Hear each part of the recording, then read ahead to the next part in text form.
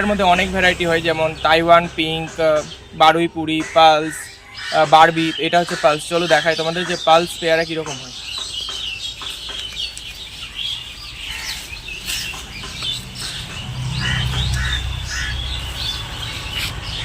তো এইগুলো নাকি পাঁচটা নড়া।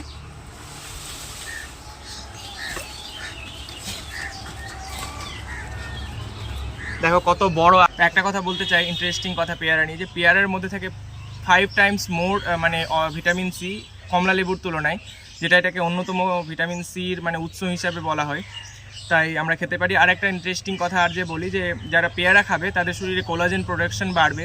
আর কোলাজেন প্রোডাকশন হলে শরীরের মধ্যে মানে স্কিনের ইলাস্টিসিটি যেটা হয়, যে মানে ত্বকের নমনীয়তা, সেটা বৃদ্ধি পায়। আর বয়সের রিঙ্কালের যে ছাপগুলো হয় সেগুলো পড়ে না। তো আমরা পেয়ারা খাবো প্রচুর পরিমাণে, যেটা অন্যতম একটা মানে প্রাকৃতিক সোর্স নিউট্রিশনের। চলো এই পালস পেয়ারাটা কেটে ভেতরের ফ্লাশটা দেখাই তোমাদের।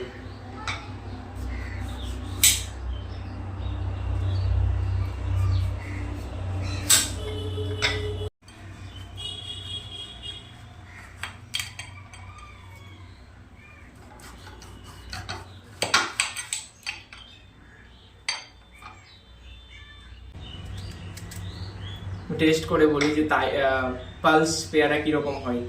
যে আমি জানি আমাদের বাড়ির, তা সত্ত্বেও তোমাদের মানে জানানোর জন্য খাচ্ছি।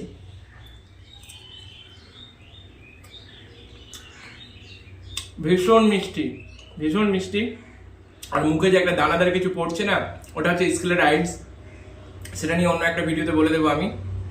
ভীষণ মিষ্টি আছে পেয়ারাটা, ভীষণ মিষ্টি।